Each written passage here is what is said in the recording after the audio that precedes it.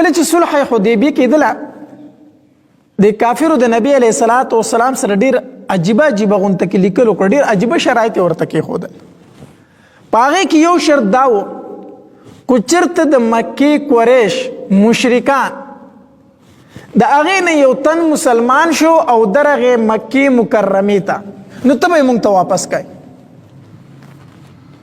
خو کو چېرته په تاسو کې یو تن مرتد شو، د اسلام واپس شو او دی موږ ته راغی، نو موږ به یې تاسو ته نه واپس کوو. نبی علیه الصلاۃ والسلام سره دا شرط هم ومنو. چې کله دا شرط یې ومنو، عمر رضی الله تعالی عنه له الله تبارک وتعالی ډېر یو جلالي شان ورکړی و. راپاسېدو نبی علیه الصلاۃ والسلام ته وفرمایل، وی د الله پیغمبره، وی ته د الله رسول یې؟ نبی علیه الصلاۃ والسلام ورته وفرمایل او بېشکه موږ مسلمانان یو. نبی علیه الصلاۃ والسلام ورته وفرمایل بېشکه. وی دا خو مشرکین دي، کافر دي. نبی علیه الصلاۃ والسلام ورته وفرمایل او بېشکه. وی د الله پیغمبر بیا دومره کمزوري شرایطو منلو ته څه ضرورت دی، بیا ورسره جهاد ولې نه کوو؟ نبی علیه الصلاۃ والسلام ورته وفرمایل عمره الله تبارک وتعالی به موږ له په دې کې خیر واچوي، ما چې څه وکړه بس دا ومنئ. بس هغه صحابه آمنا وسلمنا، ایمان یې راوړه بس بیا خبره منلې ده. بیا د چا دا مجالو چې نبی علیه الصلاۃ والسلام یو خبره وکړه او یو صحابي د هغې نه انکار کړی وی. صحابه لاړو، ډېر زیات خفه دي چې دا خو موږ ډېره کمزوري اختیار کړه. خو نبی علیه السلام صلح کړې وه. چې مدینې منورې ته لاړ، څه ورځې لا تېرې نه وي چې په دې دوران کې یو صحابي راغی، د هغه نوم دی ابو بصیر رضی الله تعالی عنه.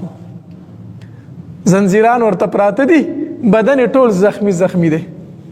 راغی نبی علیه الصلاۃ والسلام لره، وی د الله پیغمبر ډېر په تکلیف مې درته ځان راورسو، ما اسلام راوړی دی، ما زما کوم وجلي، د الله پیغمبر زما حالت ته وګوره، زنځیران راته پراته دي، راوتښتېدم ته.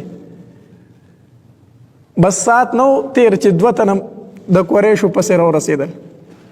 نبی علیه الصلاۃ والسلام ته وفرمایل محمد صلی الله علیه وسلم، مونږ ته زمونږ سړی واپس کا، تا زمونږ سره لیکل کړي دي چې د مکې نه کو څوک راغی ته به یې مونږ ته واپس کای. نبی علیه الصلاۃ والسلام ابو بصیر رضی الله تعالی عنہ ته فرمایل، ابو بصیره زه دوی سره، زه تا د ځان سره نشم سنبالولی، ما لیکل کړي، ما صلح کړي، ما معاهده کړي، زه د هغې خلاف نشم کولی. ابو بصیر رضی الله تعالی عنہ فرمایلی، د الله پیغمبره ته ما دوی ته حواله کوي، ما وجني، ما د اسلام واپس کوي، ته ما دوی ته حواله کوي. نبی علیه الصلاۃ والسلام ورته وفرمایل ابو بصیر زه به ورسره، زه دې نشم ساتلی، ما صلح کړي، زه د هغې خلاف نشم کولی. ابو بصیر رضی الله تعالی عنہ چې روانېدو، د سترګو مبارکو نه اوښکې روانې وي. نبی علیه الصلاۃ والسلام ته وکتل، نبی علیه الصلاۃ والسلام ژړل، د سترګو نه اوښکې روانې وي. وی ابو بصیر زه ورسره، الله به خیر کړي. روان شو سره تله د دې مدینې منورې سره نږدې یو ځای دی، ذوالحلیفه ورته ویلی شي. چې کله هغې ته ورسېدل، نو دې مشرکین کوش شو، پړاوې واچو، کجورې یې خوړلې، کجورې راشو کولې خوړې. نو د ابو بصیر رضی الله تعالی عنہ د یو کافر ته وی دا توره ډېره ښکلې نه ده؟ او ورته یې ولې نه، دا خو ډېره ښایسته توره ده، دا خو ډېره قیمتي ده. بهرحال د خپلې تورې صفتونه شروع کړو، دا خو داسې ده، دا خو داسې ده. ابو بصیر رضی الله تعالی عنہ فرمایي، لږه راکړه چې وخو یې ګورم که نه، لږه راکړه چې ویې ګورم. ابو بصیر رضی الله تعالی عنہ چې توره واغسته، تورې ته ګوري او پړه کې سوچ کوي چې یاره دوی خو تا بیایي مکې مکرمې ته، او اوس په درته باندې د هغې نه زیات ظلمونه کوي چې اوس په را سره څه کوي، او د دین اسلام نه مې واپس کوي. دوی ما تر هغې پورې پرېږدي نه چې څو پورې زه د اسلام نه یم واپس شوی. توره خو زما په لاس کې ده، دا سوچ کوم چې توره یې اوچته کړه، کافر له یې راواچوله، سر یې تا خوا ورته وکړو، مردار یې کړو. چې بل ملګري وکتل چې یو ملګری خو یې راله مردار کړو، توره د ابو بصیر رضی الله تعالی عنہ په لاس کې ده، هغه منډې کړې، تیښته باندې شو، مدینې منورې ته واپس راغی. نبی علیه الصلاۃ والسلام په مسجد نبوي کې ناست دی، دی په مسجد نبوي باندې رادننه شو. نبی علیه الصلاۃ والسلام صحابو ته وفرمایل را پرېږدئ دی، دا سړی ما ته یېرېدلی ښکاري، دا وارخطا دی، را پرېږدوئ یې. چې کله هغه راغی نبی علیه الصلاۃ والسلام په خپو کې پرېوتو، وی د الله پیغمبره ما بچ کا، ما بچ کا، ستا هغې ملګري هغې ابو بصیر یو تن ووجه، اوس په ما پسې را روان دی. بس څه ګوري نبی علیه الصلاۃ والسلام چې ابو بصیر رضی الله تعالی هم جومات ته راننوته او توره یې په لاس ده. وی د الله پیغمبره تا خپله ذمهواري سرته رسولې ده، د الله پیغمبره تا خو زه دوی ته حواله کړی ما، په دې کې ستا قصور نشته دی. هغو ځان له خبره ده چې ما یو مردار کو اوس په ده پسې راغلی یم، دی به م راکوي مردارو مې پرېږدم نه. چې دا خبره یې وکړه نبی علیه الصلاۃ والسلام ورته وفرمایل وی هلاک شي، دا ښه ده چې دغلته کې نور کافر نه و که نه، تا خو به لوی اور بل کړی و، تا خو به ډېره غټه جګړه شروع کړې وه، خیر چې دغلته نور څوک نه و. دا خبره یې وکړه. ابو بصیر رضی الله تعالی عنه پوه شو چې نبی علیه الصلاۃ والسلام زما په دې کار باندې خفه دی. ابو بصیر رضی الله تعالی عنه سر ښکته کو او روان شو. وی د الله پیغمبره لاړم درنه، د الله پیغمبره لاړم درنه، تا نه خفه کومه. روان شو، اوس په لار را روان دی چې مکې ته خو کوزم نو هغوی مې وجني پرېږدي مې نه، ځکه چې یو سړی مې تیم ووجې،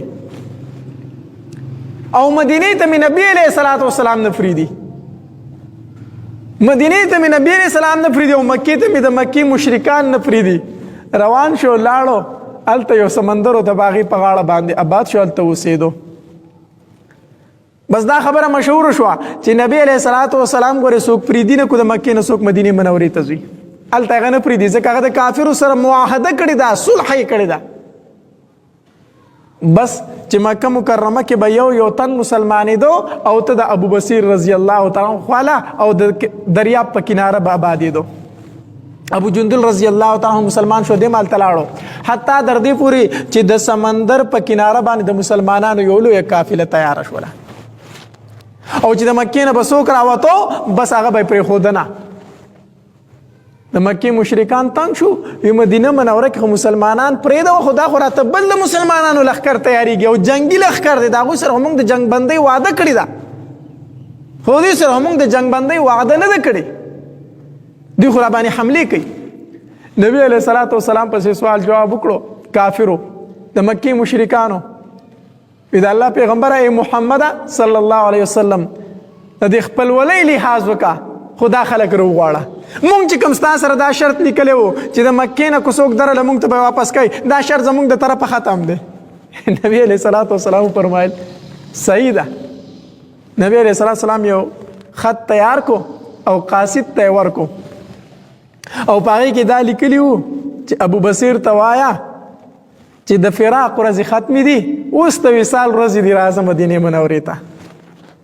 د قاصد دا خط اخیستی دی چې هلته ورسېدو، ابو بصیر رضی الله تعالی عنه په شګو کې پروت دی، بیمار دی. هغه ابو بصیر اوس نه دی، هغه د سمندر هواګانو والی دی، هغه خو ناجوړه دی، هغه په خاورو کې پروت دی. لاړ دا قاصد هلته چاته وي ابو بصیر کم دی؟ وی دا پوری په دې خاورو کې دا بیمار، په دې شګو کې دا بیمار چې پروت دی، دا ابو بصیر دی. د قاصد دا خط وړو، ابو بصیر رضی الله تعالی عنه ته ورکو. وی ابو بصیره ستا محبوب فرمایلی دی چې ابو بصیر ته وایي چې زما غېږې له راځه د فراق ورځې ختمې دي اوسو. ابو بصیر رضی الله تعالی عنه چې خط ته وکتل، خط یې راواغستو، په خپل مخ پورې ونیو، په شونډو باندې ښکولو. وی د الله پیغمبره د وصال ورځې رالې خو زه درنه جدا کېږم، زه ستا غېږ له نشم درتلی، زه خو دومره طاقت نه لرم چې ستا خط ته پاسېدلی وی. خط ته ګوري او جاړي، خط ته ګوري او جاړي، نه الله پیغمبر ستا خواله نشم درتلی. ای قاصد ته زما خواته را نږدې شه، هغه ته ور ټیټ شو. نبی علیه الصلاۃ والسلام باندې زما ډېر ډېر سلامونه وایه، چې واپس لاړ شي ډېر سلامونه وایه، او دا ورته ووایه چې ابو بصیر اوس طاقت نه لري چې راپاسي.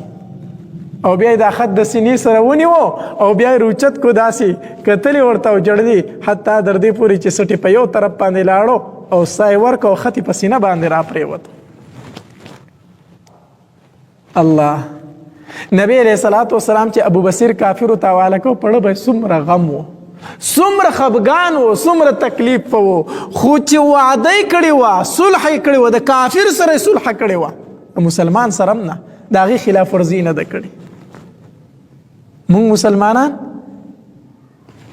دلته به د یو بل سره روغه کو او دلته په روغه کې خپل کار وباسو زه صلح به ورسره وکړم دی به اسلحه کېږي بیا زه پوه شه دی پوه شه بعضې اوقاتو کې په صلح کې دننه راولېږو کسان ولو او بیا د مسلمانۍ دعوه کو چې زه مسلمان یم